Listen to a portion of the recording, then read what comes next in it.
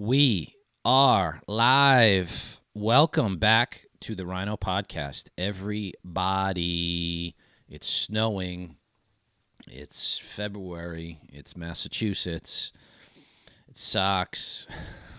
Finally back. I mean, I feel like for years we had no snow. We did not. We didn't have any weather, and now we Yeah, all of a sudden have snowpocalypse again, yeah. straight out of 2015. Yeah, I haven't snowboarded in a couple years. It's the only thing that kept me looking forward to it, and I could kind of take it or leave it. If you have a good day snowboarding, like a good powder day, it's a lot of fun. But if you Oh don't, my and they're so God, rare, it's so rare around here. you snowboard? Ugh. Yeah, it's so much fun. You're one of those people that snowboards down the mountain and then you get in the way of the fucking skiers. Yeah, Ugh. cut them right off. I surf the mountain. I love it. It's so much fun when there's good conditions. It's not fun if it's icy. There's no Yeah. reason. I've learned my lesson in my years of doing this for, I don't know, 25 30 25 30 years I've been doing it, and it's like you don't want to go if it's a sheet of ice. Good conditions, which is rare Yeah. around here. Good conditions out in, you Yeah. don't realize how good the skiing is in out west until you actually go there, because I Until you go there and then you come back. right. I've been skiing out west in Colorado and Utah. Hmm. The skiing out there is incredible. It's They have, unbelievable. and what I like to do is kind of I love longer greens, where you just can go up and it'll be 1.5 to 2 miles. Ah, And it's just and if they groom it, zigzagging down if the they mountain. groom it, and you just, Yeah. oh No, my and god, in Colorado, we went to Loveland and you can go to the top of the mountain is blue, but it goes down into a green. It's just this long run. And yeah. I remember going up there and you just see it and it's just I, gorgeous and it feels great because the snow is so powdery. well, you could you if the I remember going out there for the first time. I went out to Vail, and I've only really been to Vail out west, but I've been a bunch of times. We're not going to comment on ski politics, No, no, FYI. So I could it's no, not getting no. into the veil epic pass bullshit, okay? Well, yeah, those are pretty expensive, but That's like a podcast episode on its own. um, so I remember going out there, and I get there, and I'm like, I like gung ho, and I'm like, I asked one of the locals, I'm like, hey man, how are the conditions? And he goes, not that great. I'm like, oh. It's like because I flew all this way, spent all this money. I'm like, shit. No, I bet it Brought was my fucking board. great comparatively. I go out. I get on the lift. He's like, yeah. He's like, yeah, not that great. Only about 5 inches of fresh powder. I'm like, are you fucking kidding me? And it was on top of Love everything that. else. We would It love was that. so good. It was better than one of. It would had to be. It was equal to like the best day at Stowe or Killington. And Yeah. it was I Sunday mean, River. It was and it was yeah, unbelievable. we And, go to we go to either Sugarbush or Stowe, and I've only hiked Killington when it's in the summer and it's Killington's gorgeous very outside. crowded. Killington's very crowded. Stowe's my Because favorite. Stowe is awesome. I remember when Oh, Stowe and used I to go love Ralph this is my. Lauren. By the way, I wear these hats a lot on this episode because they're unique and they're cool, and I love the logo. This is Magic Mountain in Vermont. First Yep. place I ever went with my daughter, and we skied together. She skied, I snowboarded. That's a great local hill. It's like a hidden gem. Yeah. And I've done Mad River Glen. That yeah. one's awesome with the single ski lift. Hmm. Um, the old school one. I love skiing up in Vermont and New Hampshire and Maine and all of that stuff. But when you go Doesn't out west, compare. Doesn't when compare. you go I did Park City, which is not even was it Deer Valley, the one where Gwyneth went I don't to. know. I've never been to Um, Utah for it, but Park City, that one is even incredible. mm, I think I've posted pictures of this in the past, but it was just incredible when you went. The longer greens going down, or the longer runs that are blue, it's mm. just All right. the snow was fluffy, incredible. The views are amazing. But anyway, let's Okay, get back we're into back. our All favorite right, that subject was a of quick 4 minute Democrats tangent. being in this disarray. Yes. All right. I'm gonna play you some audio here. It'll be video for the crew on at home. Let's do computer audio. I'm gonna share that, and then I'm gonna play this. Well, actually, no. Change view. And I'm going to play. Just say pause if you want me to pause on anything here, because I want to get into this. When you start speaking in a language that people don't speak, they resent that. And if you start speaking like NPR, you're going to lose votes. So I tell people, there's one term that I just don't like the term communities of color. I don't know what the hell it means.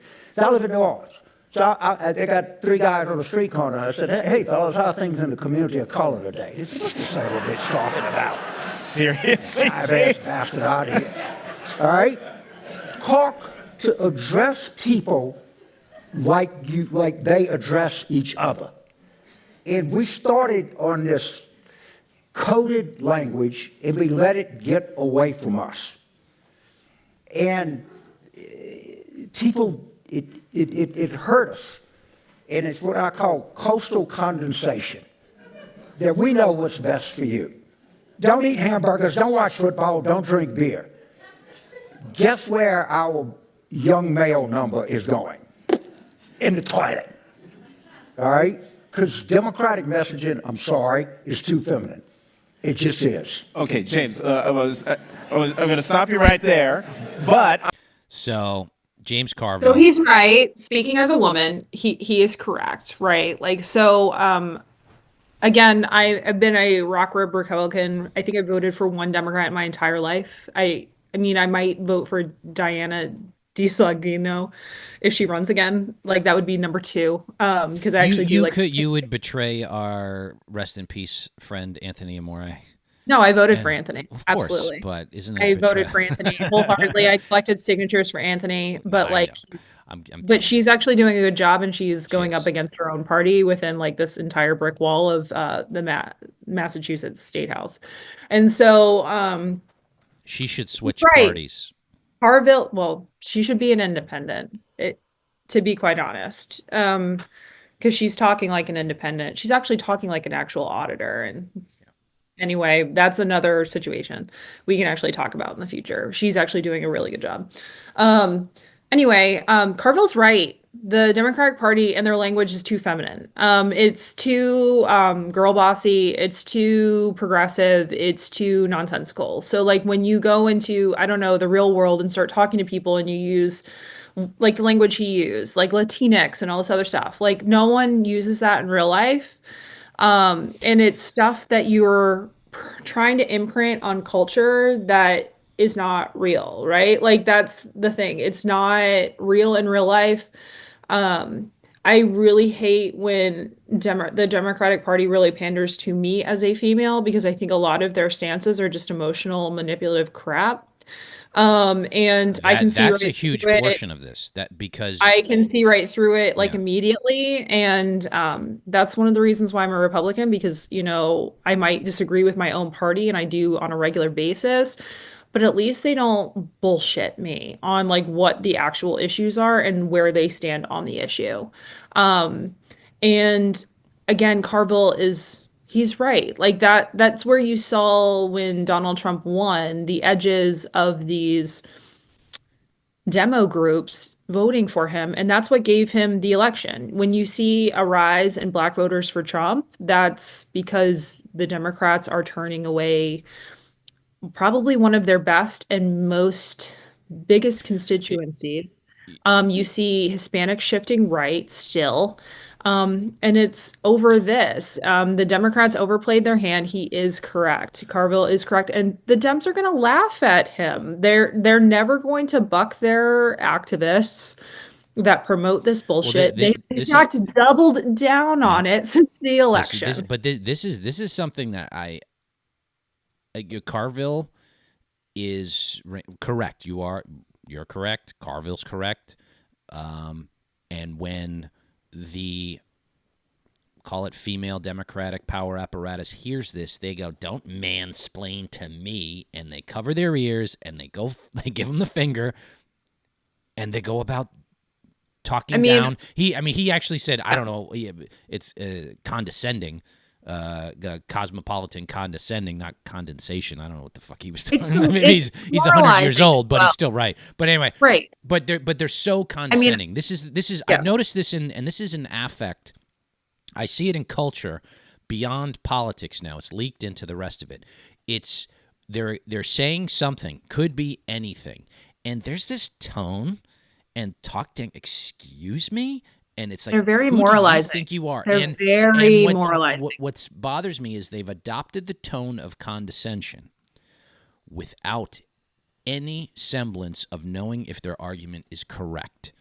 And this is why when Scott Jennings goes on CNN or any Democrat now sits down with a conservative to talk openly on any issue, they lose the plot. Because when they do it amongst each other on The View, for instance, and they go, Trump is a fascist and a dictator. And don't you know this? And it's Elizabeth Warren with RFK. It's Elizabeth Warren with Hegseth, where she's like, are you going to take that same pledge that the generals don't work? And he's like, I'm not a general. And everybody just laughs at her because you've been surrounded by the same people pumping you up for decades now. And you don't understand that Carville is correct.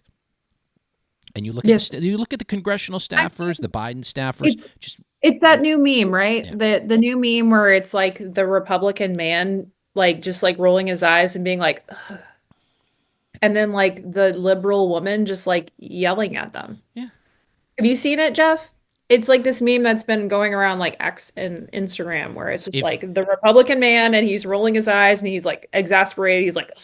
Tell you what, reply back to this episode with the meme, and we'll put it. Yeah, in there no, for the I know audience. that you probably have seen it. And so it's that, right? Like it's the moralizing. It's not real questioning. It's unseriousness. Like, I mean, anything close on the Republican side is probably right now Nancy Mace, and it's honestly annoying and not cute. Yeah, it's cringy. It's like but mostly the Republican men are like, wow, she's really hot, so I'm not going to say anything. Yeah. Men being men, okay? Like I'm not judging. Never underestimate the power of a pretty woman. I gotta tell you.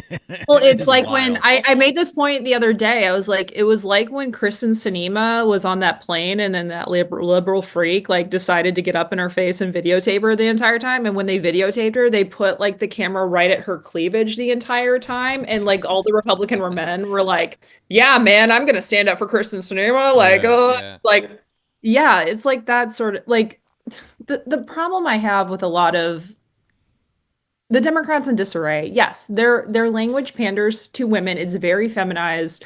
Their men are not really masculine, and they're all douchebags for the Let's most get part. into this because we're gonna mention somebody. I find liberal men to be like kind of sexist in a lot of ways. Like they speak down to women. They're assholes, and they don't have good intentions.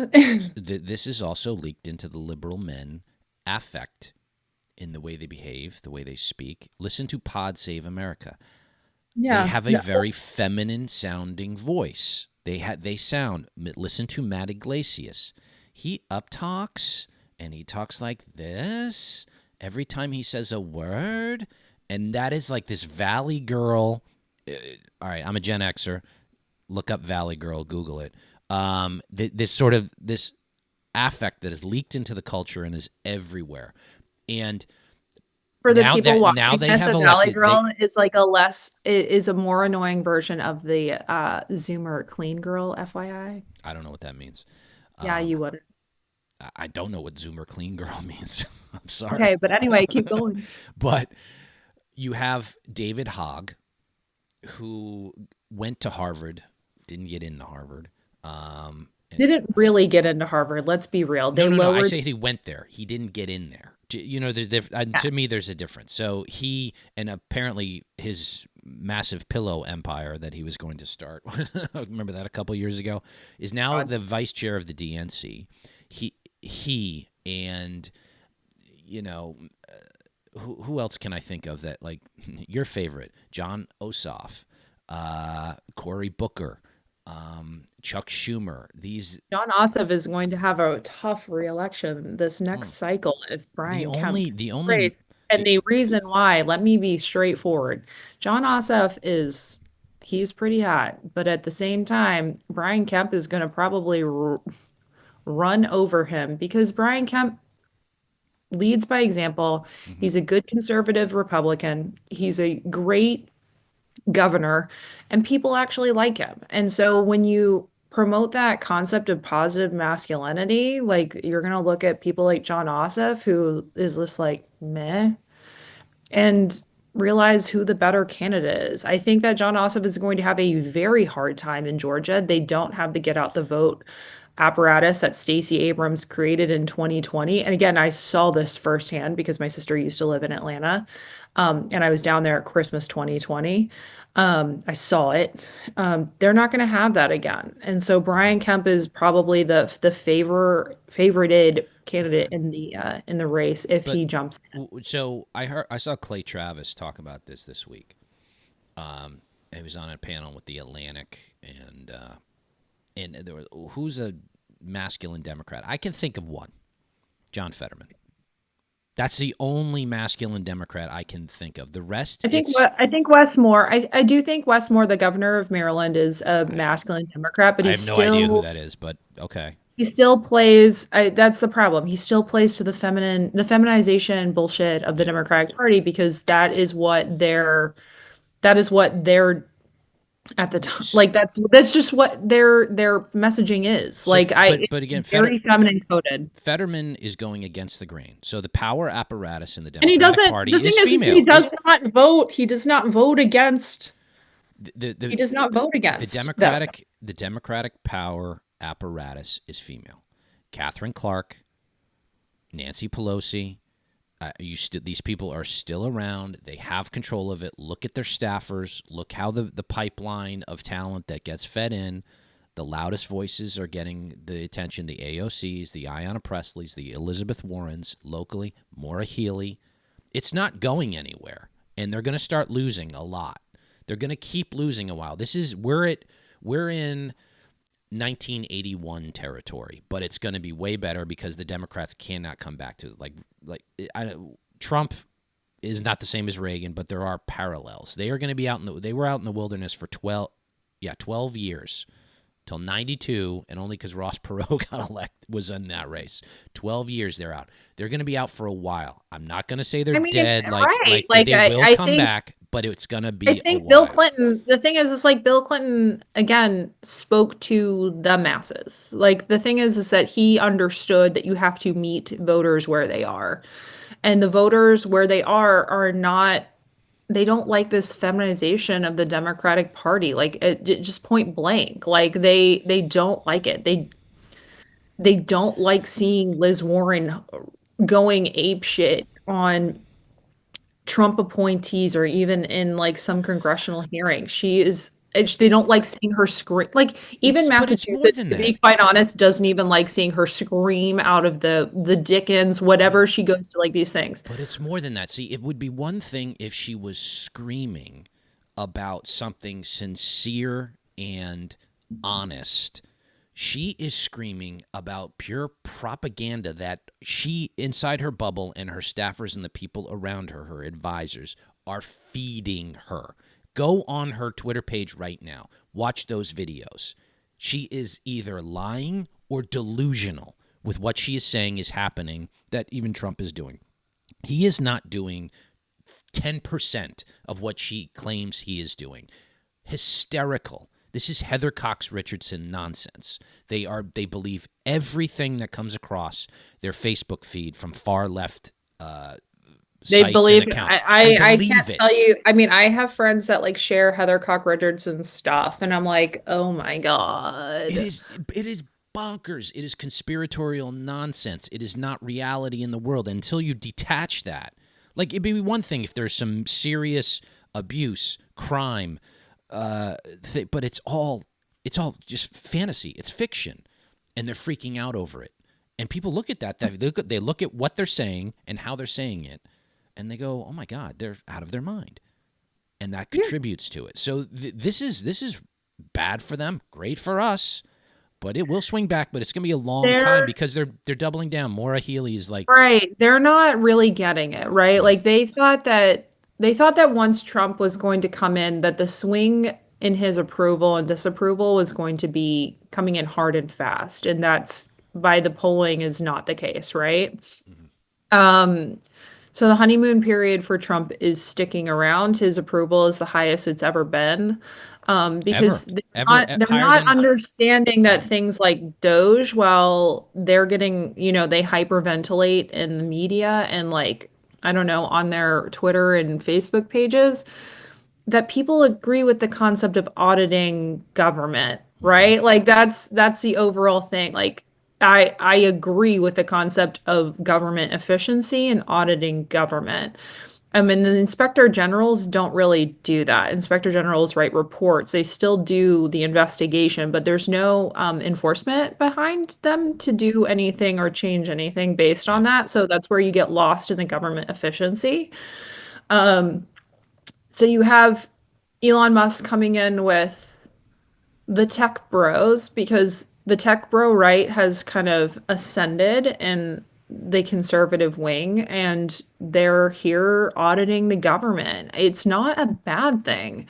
And it is putting, I think what Democrats are most mad about is that it's putting those expenditures and those actions of government into the main public discourse in the media. And that's what they're angry about. Like the fact that we're seeing it. And let me say to your earlier point, Diana Zaglio, if she's successful which I don't know that she's going to be, because I said I this think at the she's up beginning. against it's going to be hard. In this state, Look, what she's doing is going to be hard to be successful. There are big parallels here, and there are big parallels, and people need to pay attention to this, because what Musk is doing for the federal government, Desaglio is trying to get to the state legislature for different reasons. But and the four big Dems that are opposing her might need to check out them first, once right? we get into a lot of, you're going to see a lot of corrupt, crony, bad shit that's going to come to light. Now it's just spending.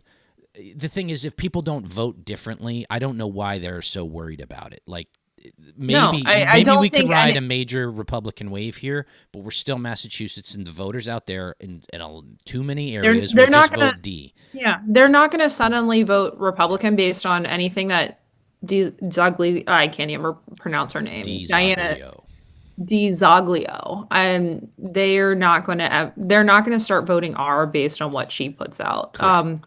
And any R wave is going to have heavy independence on it. So like, Massachusetts is independent, but at the same time, they're mad because it's coming to light. Correct. Like that's the big thing. So when you hear about USAID and what they're paying for and what they're funding, and essentially, again, what they're paying for. The big one was like, what was it? Like Politico Pro. That was the big one. It wasn't even that much money, but that was the whole thing. It's like, why a few hundred Politico Pro subscriptions at $34,000 or $44,000? I want to go to the people at Politico. It's like, you created that tier just to charge USAID that. Dude, there's no fucking way. There's no fucking way that tier of purchase there's no way didn't exist explicitly so that they could charge the government to get it. Absolutely, correct. That was fucking tailor-made. It's gross. And by the way, you don't need it. That's the point that I keep making. Like, I'm like, so wait a minute. They created a higher level like subscription service where they could see everything about a bill going through Congress. That's already available. Thousands of dollars. And so they're fleecing us. That's what they're doing. That's good on, you know what? Good on Politico for doing that. I mean, that's what they're doing is they're fleecing. Yeah.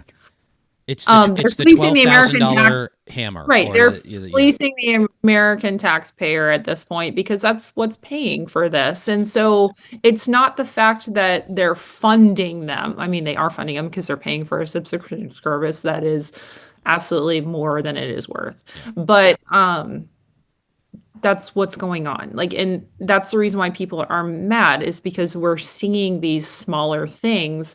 Dems don't know how to defend that, right? Like, that's the other side of this. You see them get together in like a huge group and just start screaming again. It's like Schumer screaming, we will win, and then like the congressional like generic ballot polling comes out that it's like R+8 or R+4. It's like they are they're not. They are not. they're They. not winning. This is this thing over the past few years. We've seen this, and this is a real thing now. And you see it with people in your personal life. The Trump derangement syndrome. Trump has broken a lot of these people in the sense that when government waste and $44,000 or $34,000 Politico subscriptions come to light, or sex changes in Guatemala, or whatever whatever the nonsense was. I mean, I voted comes against out, Kamala. when I mean, I voted against Kamala straightforwardly, well, for obvious political reasons, but the homegirl literally supported transgender surgeries for illegal prisoners, immigrants. That's insane. Yeah. That's insane policy. But rather than go, oh, that's bonkers, anything that Trump does, they have to do the opposite. And the American people go, you are out of your mind.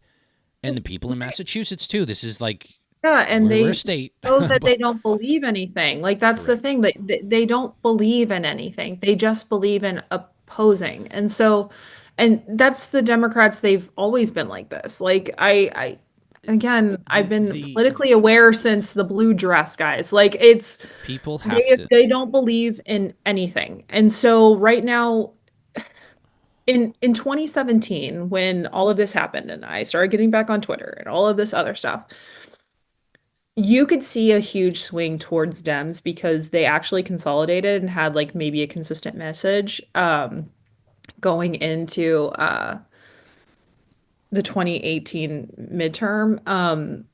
You could see the generic ballot swing like almost immediately after Trump's election, and his approval took a huge hit. Like they doubled down on like Russiagate and then like on like opposing policy, right? You're not seeing that massive swing anymore because the American people are fucking done with their bullshit. Like it kind of, that's what is going on right now. We talked about this on the Patreon, that echoing what was said on a National Review podcast a few weeks ago, that Elon Musk buying Twitter was a transformational moment in the world of free speech, and call it conservatism and Western civilization. They still live in a world where they think there are 3 networks and the New York Times, and they can say whatever they want and it'll get covered up for. You have Catherine Clark going on Fox 25 with Kerry Kavanaugh, who did a horrible interview with her. Horrible interview. Like a puff piece that you could have rested your head on at night. It was so bad. And I hope somebody clips this and sends it to her because it was dog shit. She's your House rep, right? Yeah. Where she just straight up lied, no pushback. And Clark thinks that the lie can just carry through, and it carries through to her donor base and her core support of blue-haired Dems. But the real people understand what's going on. They think you can't lie to them as much with a platform, with a honest social media platform, because people will hear about it. And when you get into some personal discussion and somebody starts quoting some nonsense figure that Catherine Clark spews out, how they're cutting this, they're cutting that, and they're not, and you go, no, look, right here, I'll prove it to you, and I'll pull up the tweet, or I'll pull up the community note, and they show it. It's like, you just humiliated that person. You've disregarded. They don't need to listen to you. Don't need to listen to them because they're not serious about it. And the Democratic Party and the power structure behind it is still committed. They still have their heads buried in the sand, and it's not going anywhere. And I'm okay with it because they're going to continue to lose, and it's going to continue to erode. Like Maura Healey is going to pretend that she never said that she is going to stand against Trump the day after the election and no illegal immigrants. Mayor Wu is now saying she's going to get rid of the bike lanes. Like it's everywhere. Right, the bike lanes. Give me a fucking break. That's your biggest problem, the fucking bike lanes. This woman hates you because she thinks that like you're dumb. Maura Healey just speaks out besides her mouth right now, and that's what she's trying to do in order to ensure that she has a re-election. Mayor Wu just thinks everyone else is stupid but her. Like it is just so clear. And take out the fucking bike lanes. You think the fucking bike lanes are the problem in the city of Boston right now? Give me a fucking break. You are ridiculous. She is, the arrogance of her is astounding. And the problem is like Josh Kraft. And don't get me wrong, some of the bike lanes are annoying, but at the same time, I don't give a shit about the fucking bike lanes as much as I think that, I don't know, hardened criminals in the city of Boston need to be deported by ICE. Yeah. And she's going to And stand you against should it. be She's going to stand against implicit it. and helpful in that situation instead of trying to say, oh no, we need to protect the hardened criminals, because ICE has been making these arrests. Like these people that are doing these crimes, you people have helped them stay. And Like local, what are the crimes of these people? But murder, rape, like bad, aggressive violence, horrible and people. Horrible bike people that need to go. And like, it's just a bottom line. It is an 80-20 issue. 80-20 issue. And I bet if you polled Boston, it at least would be 75-25. Okay. And the problem I see is that I don't know, Josh Kraft really hasn't kicked off a campaign yet. I think he'll probably go weak on that stuff. Where it should be like, no, the cops on the ground, the cops on the streets. And then you'll see the North End go like hard. Yeah. Hard right. Yeah. The cops that are on the streets that are encountering these criminals on a day-to-day basis, they know who they are, and they can work with ICE to help get them out of the communities and provide safer communities. But from the top, from Mayor Wu, from Maura Healey, they have directed their local police and state police to not assist ICE and federal authorities. That is a direct quote, and it is across the board. They're on the record with that. So, but did you know, Jeff, that the bike lanes are actually the problem in Boston? Listen, I personally hate bike lanes. I hate them. I want them to all go away. I despise the season. It is. There's 8 inches of snow on the ground right now. The plows are trying to do it. And I used to live in the city for 10 years. The idea that a fucking bicycle lane. It is the middle of February. In Massachusetts in general is like fucking crazy anyway. The entire state is overrun with people who think that we need aggressive bike lanes. These are seasonal hobbyists. They are fanatical, loud, and obnoxious, and they bully local representatives to get these bike lanes when they should be walking and taking the T or taking an Uber. Throw your fucking bicycle in the trash. This is not Amsterdam. We are done with it. But the thing, they clog traffic. They cause problems. Nobody uses them for half the year. It is absurd. Get gone. But you know what makes me more angry? It's one of those little things like, in New York City, the broken windows policing. It's like a little thing. It's just a little thing they allowed, but it's a big thing because it's annoying. You want to know what makes me more angry? The fact that Mayor Wu and Maura Healey wanted to protect hardened criminals that do violent crime, illegal immigrants that stayed and probably reoffended. Like the people that they're currently arresting around the city of Boston, when you actually read what the record is, it is multiple offenses. It is that they are protected by sanctuary city policy, and they should have been arrested and deported a long time ago. So and I'm gonna play you. They're aggressive. I'm gonna play you a clip. Let me find it from our friend.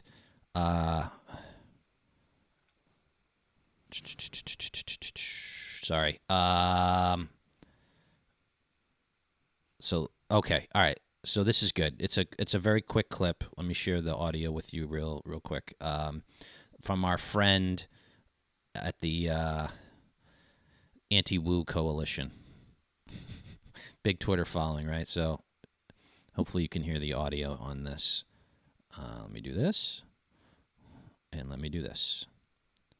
The most intense executive orders have already been stopped in the courts. Now's a time when Boston is going to lean on our resources here locally, the authority that we have within the city level and within city government to do everything we can to continue pushing forward on our climate resilience goals.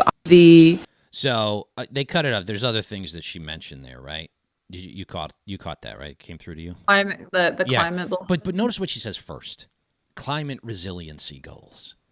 Now, the idea that a city, which is Boston is a mid-sized city. It's not New York, LA, Chicago. The idea that you have any impact on on climate or climate resiliency or, oh God, sea levels. I guess you're going to build more seawalls or whatever it is, but it's mostly just paper pushing positions that they want to fund that she increased the budget for. This is top of mind. This was what was first mentioned by her on an interview this week. And to your point, if you want to reiterate it, Kaitlin, what should be front of mind? I mean, a basic, I don't know, enforcement of immigration law, Correct. supporting the police, having good city management, The schools, schools the in tax Boston. base, the like 20 other things, but she's talking about. I mean, there's She literally schools in Boston that don't have heating or functional infrastructure, and you're talking about climate resiliency. Like, why aren't you promoting a policy of climate resiliency within the schools and ensuring that in their infrastructure is, Jeff, I because could go into she this, thinks because like, her but arrogance. did She you thinks know she's the so much smarter than everybody but else. did you know the bike lanes, Jeff? Yeah, Like bike lanes and bus lanes. the bike lanes and climate resiliency. Yeah. I I can't I never lived in Boston. I lived in Salem. I've been very clear about that. And Salem is like crazy progressive. Like I lived in Jeff Boston. made that comment about like the transgender kids in women's sports, and like everyone went crazy. I trust me, I had a different opinion than everybody else because I think that he said it to promote himself. But he was not wrong in the statement, right? Like Mm. that's the thing. He was not wrong, but I think that he said it because that's what he thought was politically right at the time. His motivation was not great. Um, yeah, like So the, they're so crazy progressive there. It actually caused a drama. Like that's the thing. And this it's is kind of and manufactured drama in a lot of ways, like because but they're drumming it up based on but their fields and feminization of the Democratic this Party. goes And back to Carville. You're right. This is what I was about to say. You're same thing. What you just said. This goes back to Carville's point.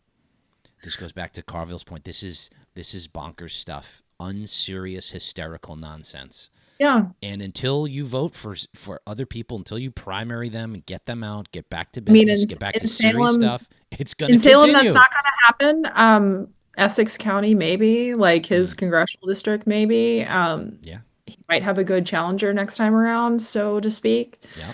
Um, Not saying, but just So, saying. yeah, And no, there'll so, be more to come on that. We know. right. Uh, And it's just, yeah, you just see the Dems in disarray, and I think that Massachusetts federal delegation, you see that really in a explicit way. yeah. And then you even see it with our local leaders. The Mayor Wu has no idea to how to really even like confront this. She just almost like says the progressive line and then ignores, and Maura Healey cannot ignore that, right? If So if Josh Kraft because goes, it is an actual problem for Maura Healey. This is an actual political issue. yeah, Like the people are smart to the fact that you have been putting migrants in hotels and paying the hotels top dollar, and it has caused our state government to go from a surplus to a deficit. And I'm the taxpayer.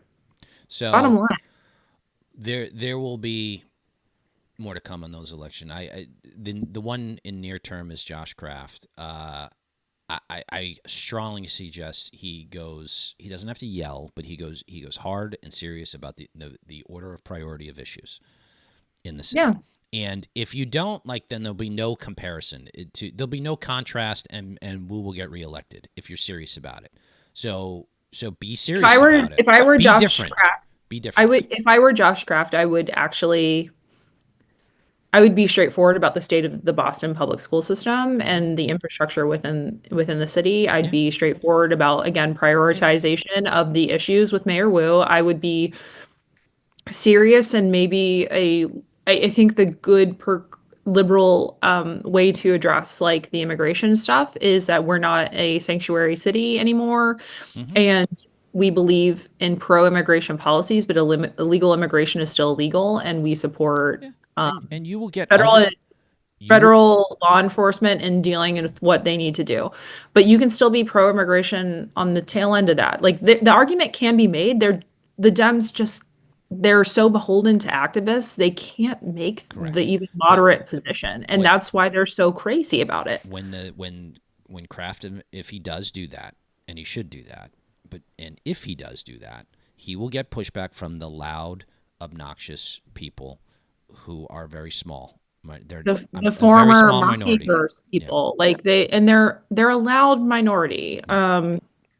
But I think that even in Boston, you can get a moderate liberal to win because this is reached a level of crazy that it never has been. And you even see Maura Healey because she knows that she's running for reelection, and she's backtracking into awkward and weird Instagram posts where she tries to be relatable. Plus, I don't know, trying to say that she's going to be working with federal law, ICE, on immigration enforcement. She It's when like, you go okay, on, yeah, but when you go on she's pulling out MSNBC, Kim Driscoll for like a lot of shit nowadays. Have you noticed that? Like, I've when been there's noticing that Kim Driscoll has been making a lot of appearances lately to promote Maura Healey. when there's yeah when you're dumb enough to go on MSNBC the day after the election or 2 days after the election and say the exact opposite, you don't get to do that, stupid.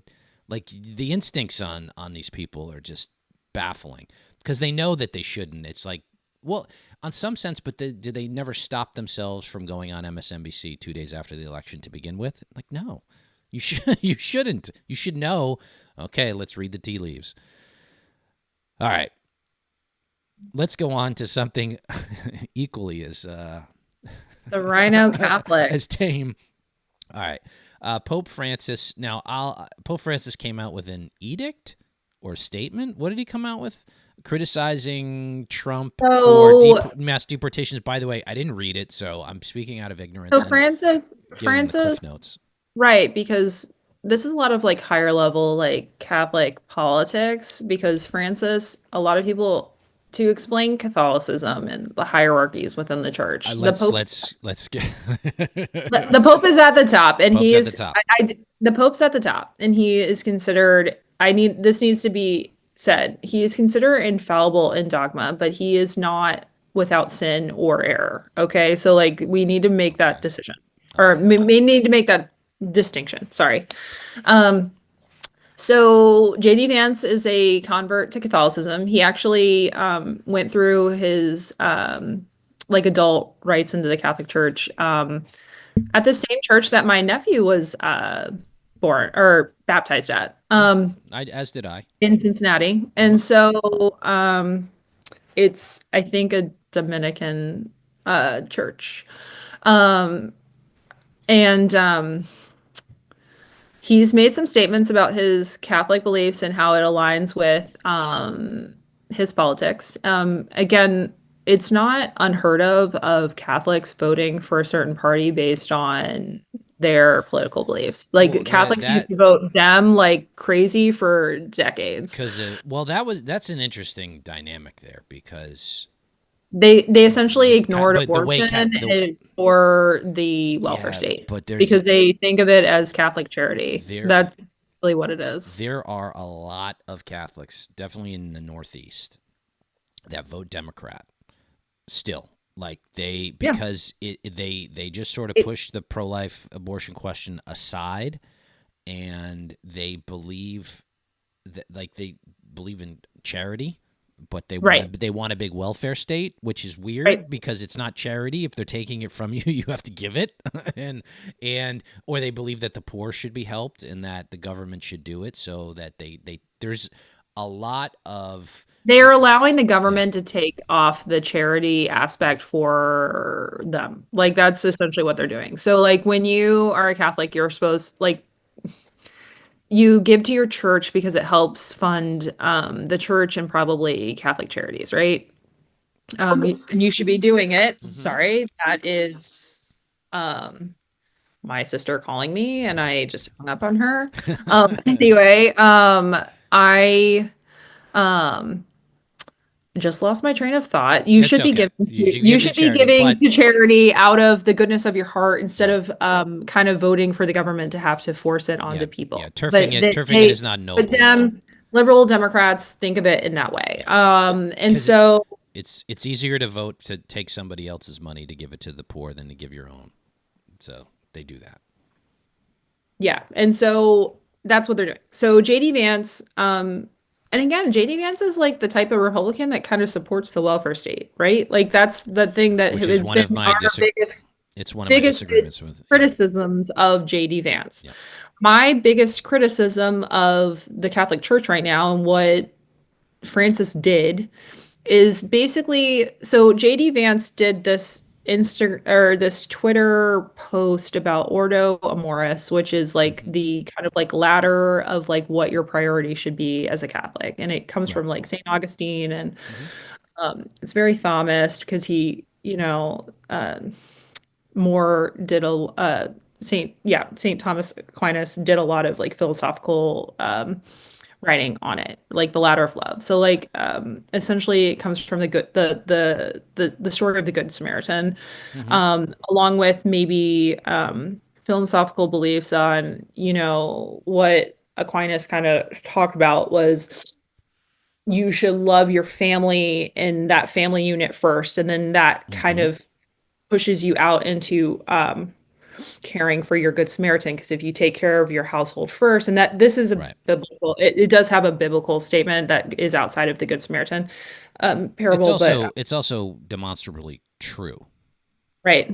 You can't go out and take care of the country or your community and neglect your household and neglect your family. You have Right. to do that first. And first, I want to say that in your daily life as like a human being, and a Catholic, this is how regular Catholics actually do live their life and the way that they follow the Catholic Church. Hmm. It is actually into practice pretty well because this is what most Catholics actually believe. Francis within the church, he's not Well, this is the he's made immigration question.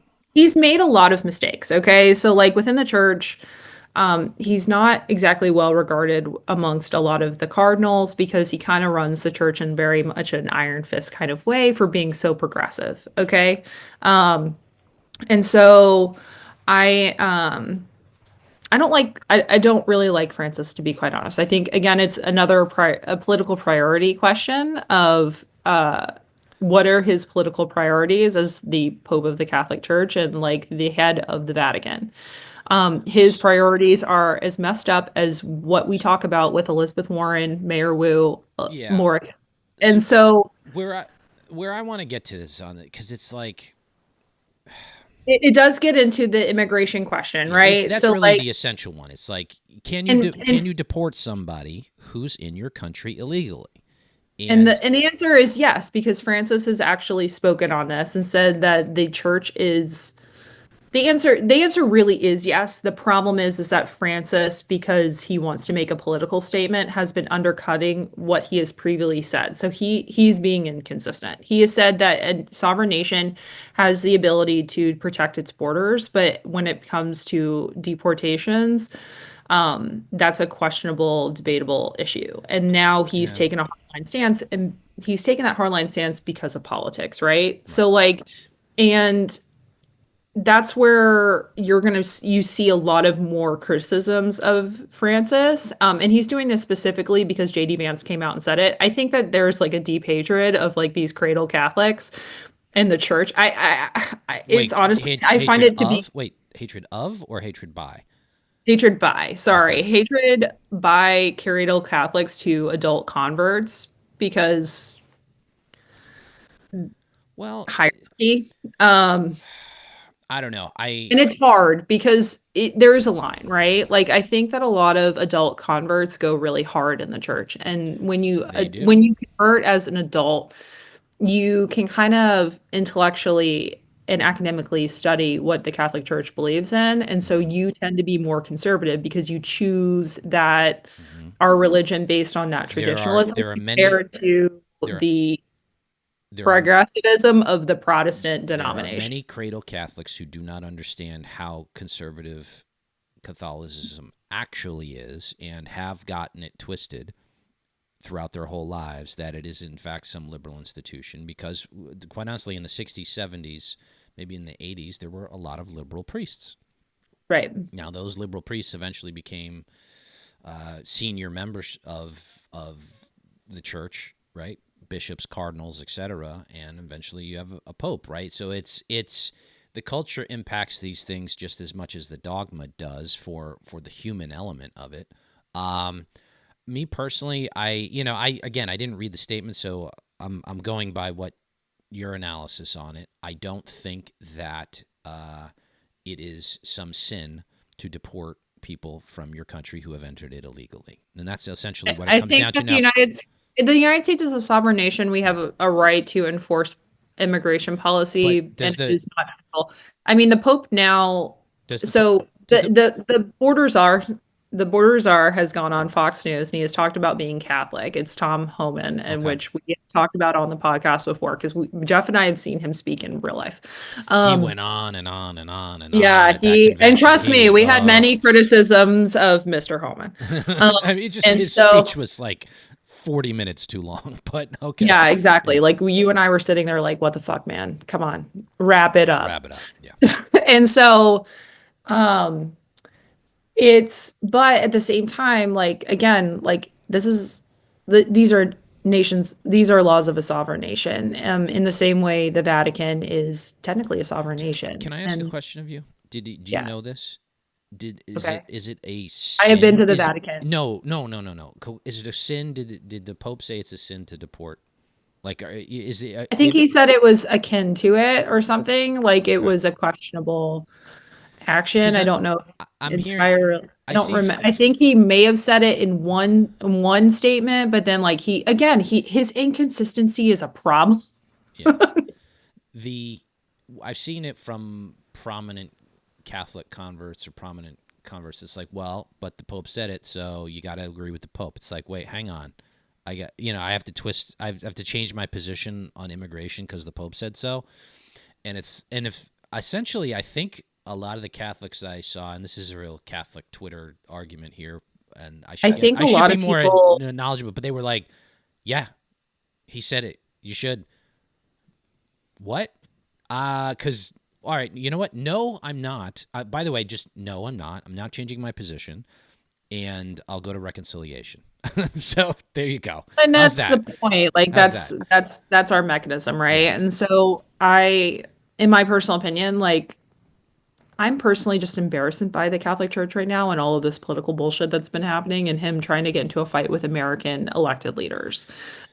Don't under I the I yeah. Go ahead. I just I find I don't like I'll say it. I don't like Francis' bedside manner. I do not think that he has run the church in a good way that has promoted us into the future. He's created divisions within the church.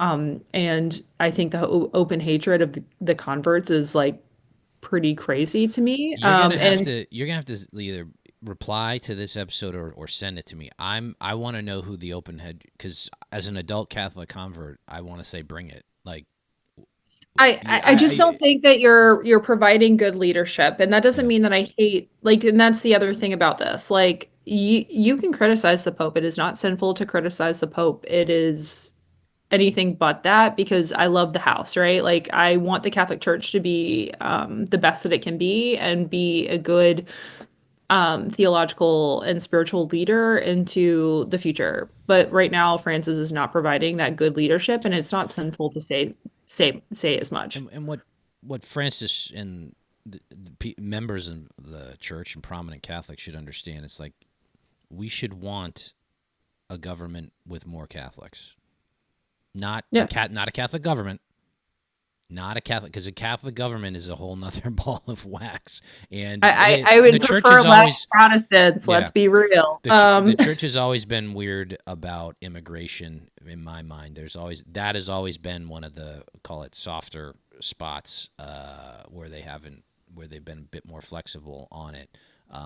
But a Catholic government is not the same as a government full of Catholics. So that distinction is important. Look, the one thing I can say is that debating this can be interesting, but it's not like you're going to make any changes. There's no election coming up for the. I mean, the Pope's going to be there for a while. It's like you can make what your presence known and you can have the debate. I just don't know how productive those debates are, because if Pope Francis digs in his heels, there'll be the people that are like, hey, you got to do what the Pope says, and the people will like, and that'll be like, no, we're gonna still deport them. So interesting times, though. I like the discussion.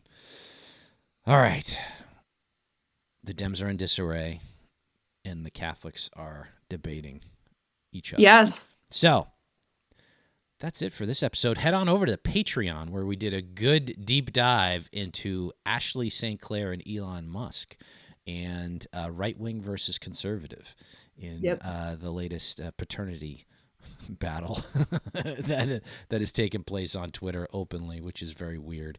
And we get into that a little bit. So only $1 a month. Come on, don't be cheap. Go to patreon.com/RINOpod and sign up today. We always do appreciate the people that subscribe, and we hope that you subscribe as well. So until next time, we'll talk to you later. Bye-bye. Bye, guys.